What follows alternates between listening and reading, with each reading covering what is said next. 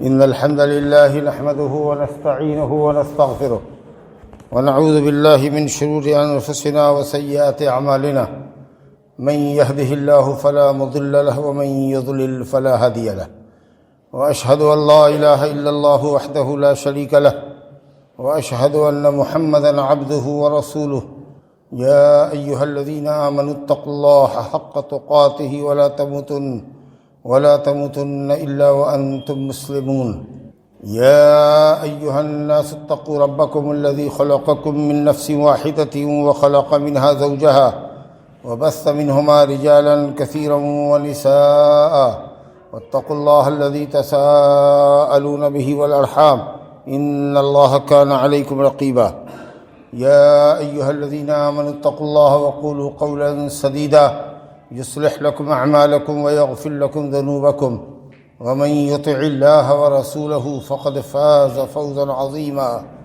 أما بعد فإن خير الحديث كتاب الله وخير الهدي هدي محمد صلى الله عليه وسلم وشر الأمور محدثاتها وكل محدثة بدعة وكل بدعة ضلالة وكل ضلالة في النار أعوذ بالله من الشيطان الرجيم ما يفتح الله للناس من رحمة فلا ممسك لها وما يمسك فلا مرسل له من بعده وهو العزيز الحكيم وقال النبي المصطفى صلى الله عليه وسلم الراحمون يرحمهم الرحمن ارحموا من في الأرض يرحمكم من في السماء۔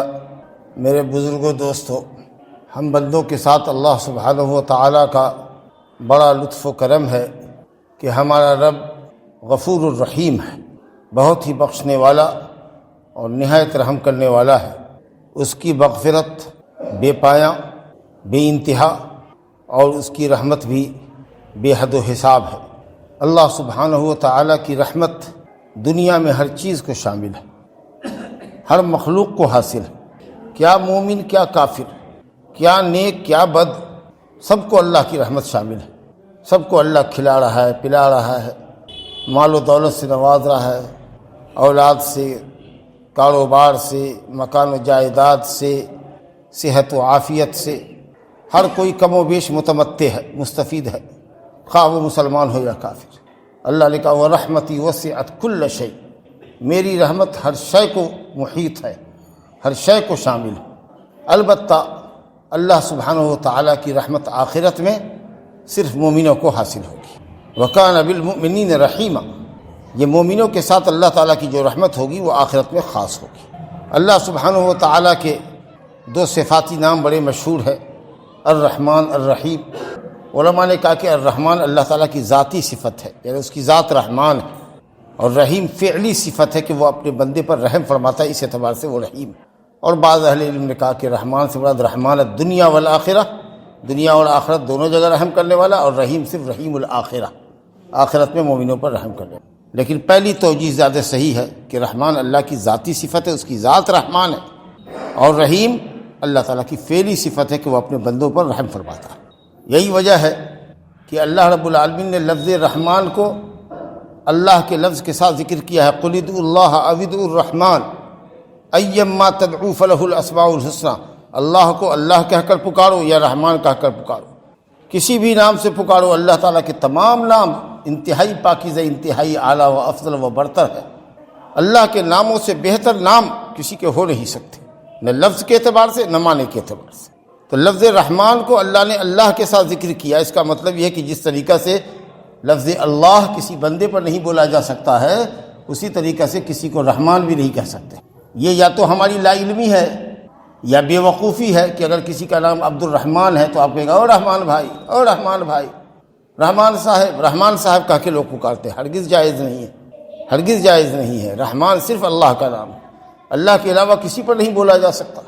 اسی طریقہ سے الخالق ہے، پیدا کرنے والا کون ہے؟ اللہ۔ الرازق ہے، روزی دینے والا کون ہے؟ الرزاق کون ہے؟ اللہ۔ او رزاق بھائی، او رزاق بتائیے تو رزاق اللہ کا نام ہے، ایسا نام جو دوسرے پر بولا ہی نہیں جا سکتا۔ غفار، گناہوں کا بخشنے والا، مٹانے والا، گناہوں کا مٹانے والا کون ہے؟ اللہ۔ تو عبد الغفار نام ہے، نام بگاڑ رہے ہیں آپ کا، الغفار، او غفار۔ کچھ نام ایسے ہیں جن کا استعمال اللہ کے علاوہ پر بھی بولا جاتا ہے، مخلوق پر بھی بولا جاتا ہے، جیسے رحیم ہے۔ نبی صلی اللہ علیہ وسلم کو اللہ نے کہا رؤوف الرحیم ہے، تو رؤوف ہے، اگر کسی کا نام عبد الرؤوف تو رؤوف کہہ سکتے ہیں آپ، رؤوف صاحب۔ عبد الرحیم نام ہے، رحیم صاحب۔ عبد العزیز کسی کا نام ہے، عزیز بھائی۔ یہ لفظی اشتراک ہے کہ لفظ اللہ پر بھی بولا گیا ہے، اللہ کا نام بھی ہے، اور بندے کے لیے بھی بولا جاتا ہے۔ بندے کے لیے اس کی عزت اس کے اعتبار سے، اس کی رافت، اس کی رحمت اس کے اعتبار سے، اللہ تعالیٰ کی رحمت اس کے حساب سے۔ سمیع ہے، بصیر ہے، اللہ کا نام ہے، لیکن آپ کسی کو محمد سمیع بھی کہہ سکتے ہیں، سننے والا، محمد بصیر بھی کہہ سکتے ہیں، دیکھنے والا۔ انسان اپنے اعتبار سے دیکھتا سنتا ہے، اللہ اپنے اعتبار سے دیکھتا سنتا ہے۔ کسی مخلوق کے وہ مشابہ نہیں، کوئی مخلوق اس کے مشابہ نہیں۔ لیکن لفظ رحمان ایسا نام ہے کہ اللہ کے علاوہ کسی کے لیے نہیں بولا جا سکتا۔ بہرحال تو اللہ تعالیٰ کی یہ دو صفت ہے خاص طریقے سے، رحمان اور رحیم۔ قرآن مجید میں لفظ رحمان اور رحمت کے تعلق سے لفظ رحمان 57 جگہ پر آیا ہے قرآن مجید کی آیات کے اندر، اور لفظ رحیم 100 جگہ پر آیا ہے، جبکہ ہر سورت کے شروع میں جو بسم اللہ الرحمن الرحیم ہے 113 صورتوں میں ہے، تو قرآن میں 114 صورت، لیکن سورہ توبہ کے شروع میں بسم اللہ نہیں ہے۔ اس کے علاوہ 113 صورتوں کے آغاز میں جو بسم اللہ ہے، اور صحیح قول یہ ہے کہ بسم اللہ قرآن مجید کی ایک مستقل آیت ہے، اس کا تعلق سورت سے نہیں ہے، نہ نئی سورت کی ابتدا سے ہے، نہ پہلی سورت کی اختتام سے ہے، ایک مستقل آیت ہے جو صورتوں کے درمیان فصل کے لیے آئی ہے کہ اب یہاں سے ایک صورت ختم ہوئی اور نئی صورت شروع ہو رہی ہے، اس کے لیے لایا گیا ہے۔ تو 113 جگہ پر جو قرآن مجید میں یہ بسم اللہ الرحمن الرحیم ہے، جس کے متعلق اہل علم کا صحیح قول یہ ہے کہ وہ ایک آیت ہے، مستقلہ ہے، آیا مستقلہ، تو اس میں بھی لفظ رحمان اور لفظ رحیم 113 مرتبہ ہے۔ علاوہ اس کے جو میں نے ذکر کیا کہ لفظ الرحمن قرآنی آیات کے اندر 57 جگہ، اور لفظ الرحیم یا رحیم 100 جگہ ہے۔ اللہ اکبر، کس قدر وہ مہربان ہے، کس قدر وسیع الرحمہ۔ ورحمتی وسعت کل شیء، فرشتوں نے دعا کی صالحین کے لیے، ربنا وسعت کل شیء رحمۃ و علما، اے ہمارے رب تو نے ہر چیز کو اپنے علم میں اور اپنی رحمت کے گھیرے میں لے رکھا ہے۔ کوئی بھی شے دنیا میں نہیں ہے جو اللہ تعالیٰ کی رحمت سے خارج ہو۔ ایک پلک جھپکتے ہم ہیں تو یہ اللہ کی رحمت ہے، وہ اتنا ارحم الراحمین ہے۔ حدیث ہے، بخاری مسلم کی روایت ہے کہ اللہ تعالیٰ نے رحمت کے 100 اجزاء بنائے ہیں، جعل اللہ الرحمت 100 جزء، اللہ نے رحمت کے 100 اجزاء بنائے ہیں، 100 حصہ ہے اللہ کے پاس رحمت کا۔ ایک رحمت کا ایک حصہ اللہ نے دنیا میں اتارا ہے۔ جب سے دنیا قائم ہے، جب تک دنیا قائم رہے گی، تمام مخلوقات آپس میں ایک دوسرے پر جو رحم کرتے ہیں وہ ایک ہی درجہ رحمت کا ہے جو دنیا میں تقسیم ہو رہا ہے۔ اللہ نے اپنے پاس 99 رحمت رکھی، اب آپ غور کیجیے۔ اسی رحمت کا تقاضا ہے کہ آپ دیکھتے ہیں جانور بھی اپنے کھر کو اپنے جانور سے، اپنے بچے سے اوپر اٹھا کے رکھتا ہے تاکہ اس کا بچہ کھر کے نیچے نہ دبے۔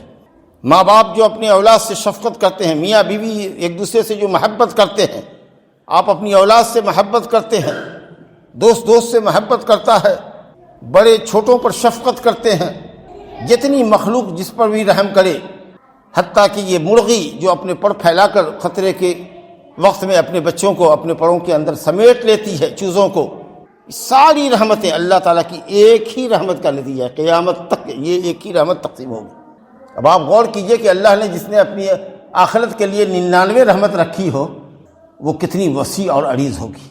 اس کی کنہ اور حقیقت تک کسی انسان کے فکر کی رسائی نہیں ہو سکتی، ہم امیجن بھی نہیں کر سکتے، تصور بھی نہیں کر سکتے کہ اس کی رحمت کتنی ہو۔ ایک موقع پر صحیحین کی روایت ہے کہ ایک موقع پر جب قیدی لائے گئے تو قیدیوں کے اندر ایک عورت کا بچہ، چھوٹا بچہ، شیرخوار بچہ گم ہو گیا۔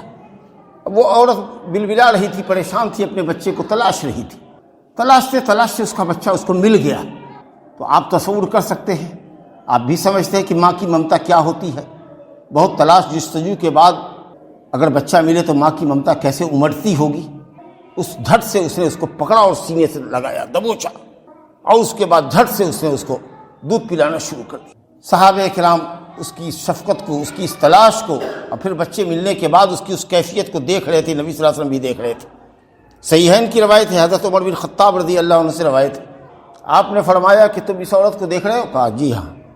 کہا کہ کیا تم یہ سمجھتے ہو کہ اگر اس عورت کو اختیار حاصل ہو، زبردستی نہ ہو، مجبور نہ ہو، تو کیا یہ اختیار میں اب پسندیدگی کی حالت میں اپنے بچے کو آگ میں ڈالنا پسند کرے گی؟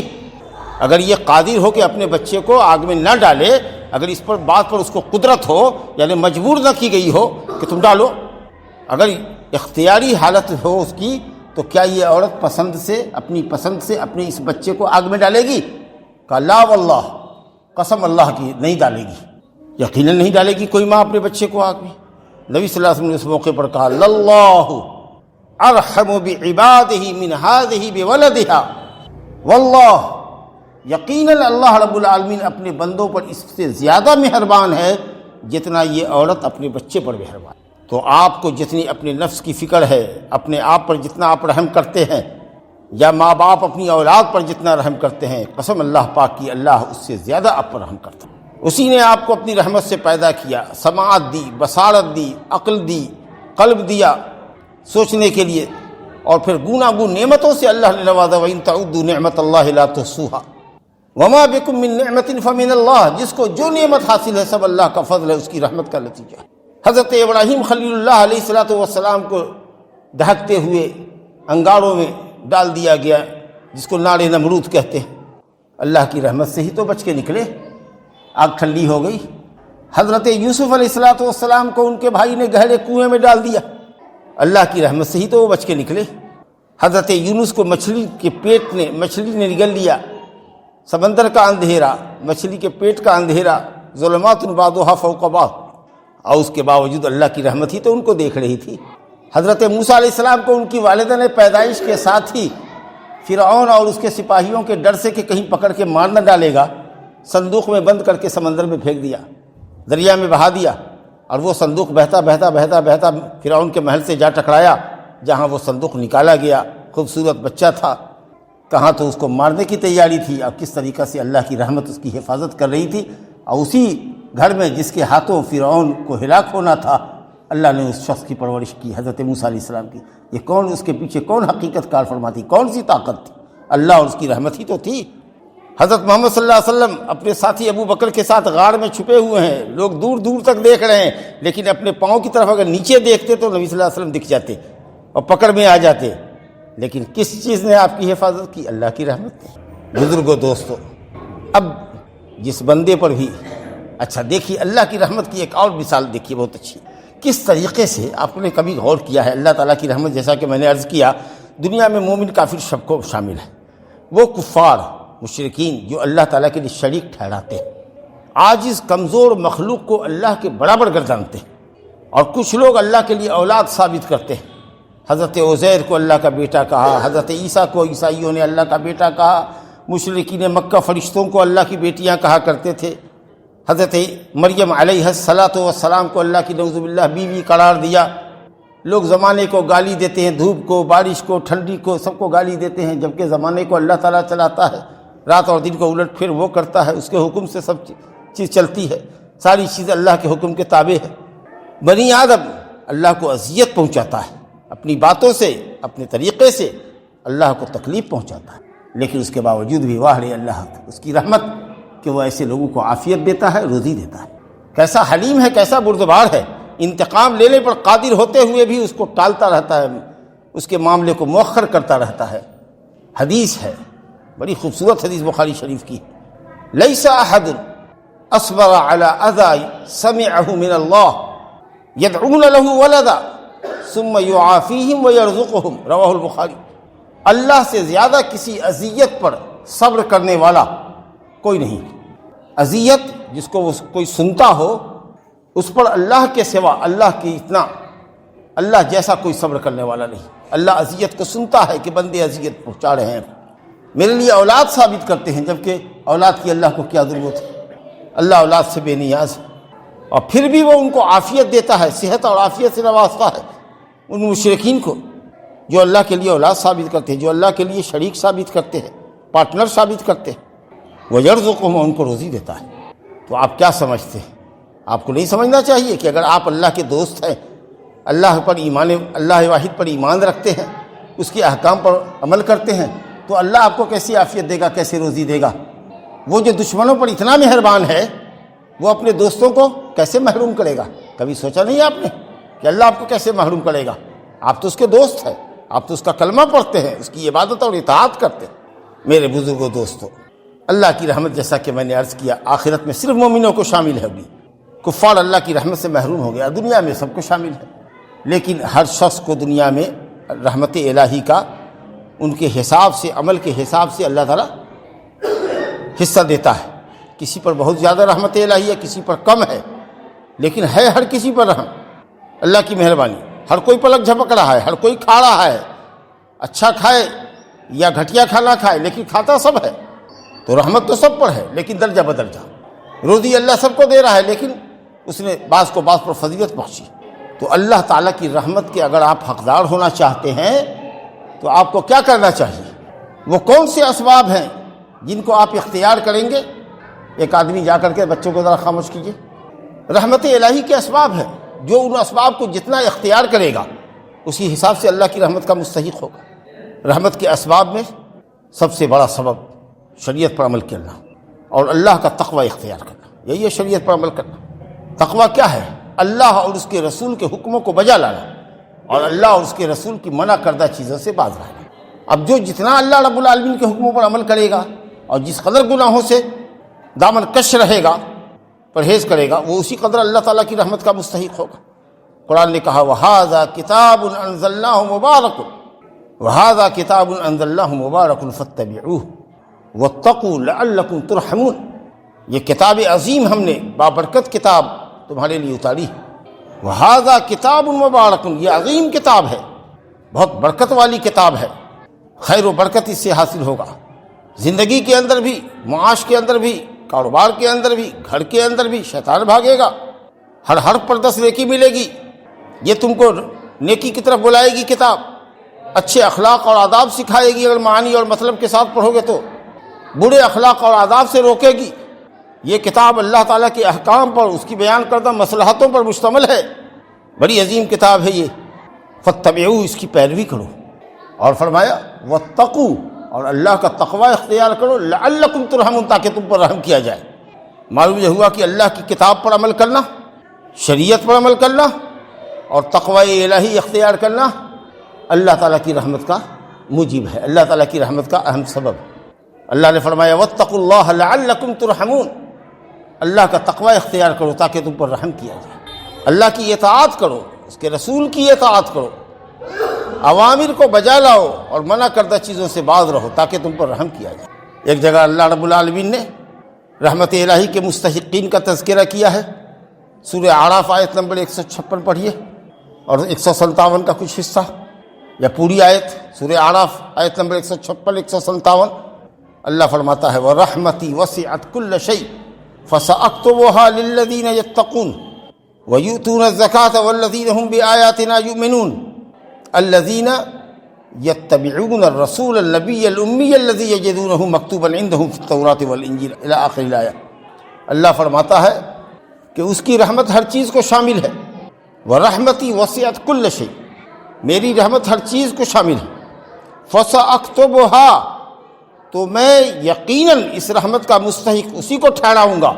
غور کیجیے، لِلَّذِينَ يَتَّقُونَ، جو تقوی اختیار کرتے ہیں، جو اللہ کی توحید اور عبادت پر قائم ہیں، جو شرک اور گناہوں سے بچتے ہیں، وہ یقیناً اللہ رب العالمین کی بیش بہا نعمتوں سے اور رحمتوں سے نوازے جائیں گے، دنیا میں بھی ان کو سعادت ملے گی اور آخرت میں بھی فوز و فلاح سے ہمکنار ہوں گے۔ وَيُؤْتُونَ الزَّكَاةَ، اور ان لوگوں کو اللہ کی رحمت حاصل ہوگی جو زکوٰۃ دیتے ہیں اپنے مالوں کی۔ یہ فصل ہے دھان کی فصل، اس کی زکوٰۃ ہمارے یہاں نکلے گی، مستحقین کو دینا ہے اگر نصاب کو پہنچ جائے تو۔ بعض علماء نے کہا کہ اس سے 7.5 کنٹل، بعض علماء نے کہا کہ 9 کنٹل، اگر دھان ہے تو اس میں دیجیے۔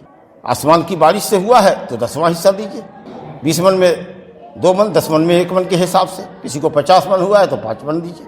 اگر خود آپ پاشی کرتے، پٹا کر کے اس کو پیداوار ہوتی تو پھر 20 من میں 1 من دینا ہوتا، لیکن کب؟ جب کہ 7.5 کنٹل یا بقول بعض 9 کنٹل غلہ ہو جائے تب۔ ہم 9 کنٹل کی بات کرتے ہیں۔ مفتی اعظم سعودی عرب رحمۃ اللہ علیہ، شیخ بن باز رحمۃ اللہ علیہ، ان کی کیبنٹ کے علماء نے 9 کنٹل کا، 1 سا ہوتا ہے 3 کلو کا، اس حساب سے 5 وسق 300 سا، 300 × 3 900 کلو یعنی 9 کنٹل۔ اگر 9 کنٹل غلہ ہے آپ کے پاس، چاہے آپ زمین والے ہوں یا کوئی بٹائی کرنے والا مزدور ہو جس نے کئی لوگوں کی کھیتی کی ہے اور 9 کنٹل اس کے پاس ہے، تو اس کو 10واں حصہ دینا ہوگا، 10 من میں 1 من کے حساب سے۔ کسی کے پاس سونا چاندی اگر نصاب کو پہنچ گیا تو سال میں 1 مرتبہ، کیش ہے تو سال میں 1 مرتبہ۔ کسی کے پاس مال مویشی ہے جو سال کے اکثر دنوں میں چڑھتا ہے تو اس پر بھی زکوٰۃ ہے، اور اگر کسی کے پاس کاروبار ہے تو سال میں 1 مرتبہ اس کی قیمت لگا کر کے اگر زکوٰۃ کے نصاب کو پہنچتا ہے تو اس کی زکوٰۃ ہے۔ تو مال مویشی، سونا چاندی، کاروبار، غلہ اور پھلوں کے اندر جو سخت پھل ہوتا ہے کھجور اور انگور کا جو منقع اور کشمش ہوتا ہے اس پر زکوٰۃ ہے۔ بہرحال تو جو لوگ اللہ کا تقوی اختیار کرتے ہیں، مالوں کی زکوٰۃ دیتے ہیں، والذین یؤمنون بآیاتنا، اور ہماری آیتوں پر ایمان رکھتے ہیں، ہماری آیتوں کو پڑھتے ہیں، سمجھتے ہیں اور قرآنی آیتوں پر عمل کرتے ہیں۔ اور کون لوگ؟ الذین یتبعون الرسول النبی الامی، اور رسول نبی امی صلی اللہ علیہ وسلم مراد ہے محمد صلی اللہ علیہ وسلم، کیونکہ وہی امی تھے، ان پڑھ تھے، نہیں جانتے تھے پڑھنا لکھنا، جن کی صفات الحمدللہ توریت انجیل میں بالکل واضح ہے، اور نبی صلی اللہ علیہ وسلم کی خوبیوں کو بیان کیا گیا۔ جو لوگ نبی صلی اللہ علیہ وسلم کی پیروی کرتے ہیں وہ مستحق ہیں اللہ تعالیٰ کی رحمت کے۔ تو کیا صفات ہوئی؟ تقوی اختیار کرتے ہیں، اپنے مالوں کی زکوٰۃ دیتے ہیں، اللہ کی آیتوں پر علم و عمل کے اعتبار سے ایمان رکھتے ہیں، اور نبی امی صلی اللہ علیہ وسلم کی بلا چون و چرا پیروی کرتے ہیں۔ یہ رحمت الہی کے مستحق ہوئے۔ ایک جگہ اور دیکھیے، اللہ تعالیٰ فرماتا ہے والمؤمنون والمؤمنات بعضهم اولیاء بعض یأمرون بالمعروف وینہون عن المنکر ویقیمون الصلاۃ ویؤتون الزکاۃ ویطیعون اللہ ورسولہ۔ 5 صفات کا ذکر ہوا۔ مومن مرد اور مومن عورتیں آپس میں ایک دوسرے کے بھائی ہیں، ایک دوسرے کے دوست ہیں، اور دوست کا کام یہ ہے کہ دوست کو شر سے بچائے، خیر کی طرف بلائے، نماز کی طرف بلائے، زکوٰۃ دینے کے لیے ابھارے، اللہ اور اس کے رسول کی اطاعت کی بات اس کو کہے۔ تو مومن مومنین کے دوست ہیں، ولی ہیں، مومن مرد مومن مردوں کے، عورتیں عورتوں کی، بھلائی کی طرف بلاتے ہیں، برائی سے روکتے ہیں، نماز قائم کرتے ہیں، نماز پر ہمیشگی برتتے ہیں، جماعت سے نماز ادا کرنے کی کوشش کرتے ہیں، اور زکوٰۃ دیتے ہیں، اور تمام دین کا خلاصہ ہے اللہ کی اطاعت اور رسول کی اطاعت۔ اللہ اور اس کے رسول کے حکموں کو بجا لاتے ہیں، اللہ رسول کی منع کردہ چیزوں سے باز رہتے ہیں۔ جن کے اندر یہ 5 صفات ہیں، دیکھیے کتنی تاکید کے ساتھ اللہ کرا، اولئک سیرحمہم اللہ، یہ وہی لوگ ہیں جن کے اوپر یقیناً سین قربت کے لیے اور یقین کا معنی دینے کے لیے آتا ہے، یقیناً بہت جلد اللہ تعالیٰ کی رحمت کے یہی لوگ مستحق ہونے والے ہیں۔ اولئک سیرحمہم اللہ ان اللہ عزیز حکیم، اللہ تعالیٰ غالب حکمت والا ہے۔ اسی طریقے سے اللہ رب العالمین کی اگر آپ رحمت کے مستحق ہونا چاہتے ہیں، گناہوں سے توبہ استغفار کیجیے، انسان ہے تو گناہ تو ہوگا ہی، توبہ استغفار کیجیے۔ حضرت صالح علیہ السلام نے اپنی قوم سمود کو نصیحت کی، ایک اللہ کی توحید کی طرف بلایا، تو 2 لوگ ان کے ماننے والے، ان کی قوم کے لوگ 2 فریق میں بٹ گئے، 2 فریق ہو گئے۔ کچھ لوگوں نے ان کی تائید کی اور اکثریت انکاریوں کی تھی جنہوں نے انکار کیا۔ تو جنہوں نے انکار کیا حضرت صالح کا، انہوں نے ہمیشہ ہر زمانے میں مشرکین چیلنج کرتے تھے کہ اگر ہم کفر اور شرک پر ہیں اور غلطی پر ہیں تو آپ اللہ کا عذاب کیوں نہیں لے آتے؟ آپ اللہ کا عذاب لے آئیے، ہم کو ہلاک کروا دیجیے۔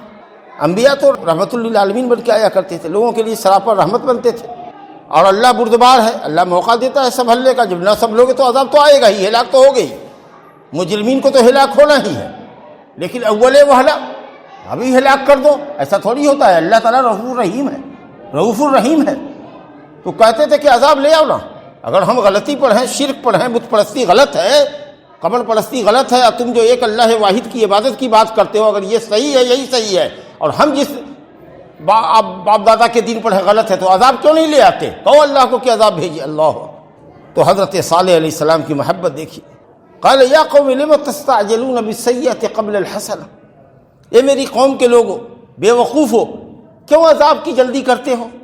عقل مند ہوتے تو اچھائی کی جلدی کرتے، عقل مند اچھائی کی جلدی کرتا ہے، اور تم ہلاکت کی جلدی کرتے ہو کہ ہلاکت کیوں نہیں آتی؟ عافیت سے پہلے ہم کو ہلاک کر دیا جائے، حسنہ سے پہلے سیئہ لے آؤ، حسنہ سے پہلے اچھائی سے پہلے برائی لے آؤ، رحمت سے پہلے عذاب لے آؤ۔ لولا تستغفرون اللہ لعلکم ترحمون، کیوں نہیں اللہ سے اپنے گناہوں کی معافی چاہتے ہو؟ شرک سے کیوں نہیں معافی چاہتے ہو؟ گناہوں سے معافی چاہو، اللہ کی رحمت کے مستحق ہو جاؤ گے۔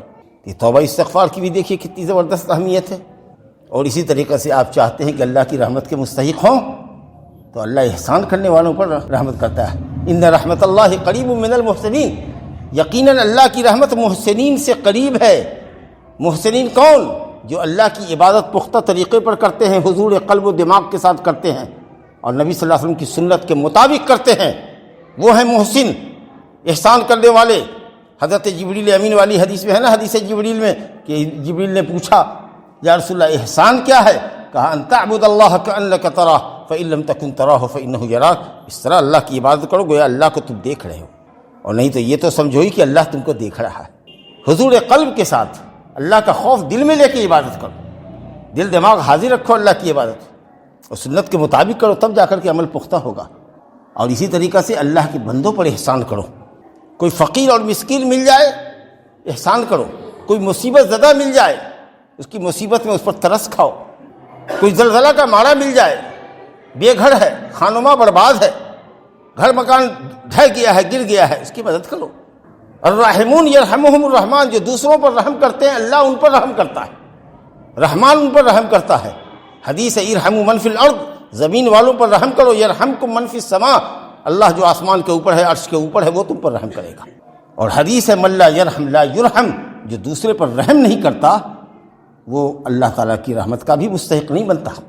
تو اگر چاہتے ہو کہ اللہ کی رحمت تم کو ملے تو دوسرے پر رحم کرنا سیکھو، دوسرے کو معاف کر دو، اپنے غصے کو برداشت کر لو، پی جاؤ، اللہ تعالیٰ بھی اپنے غصے کو پی جائے گا، برداشت کر لے گا۔ کسی کو کچھ دے دو، مدد کر دو، اللہ بڑھ کے تمہاری مدد کرے گا۔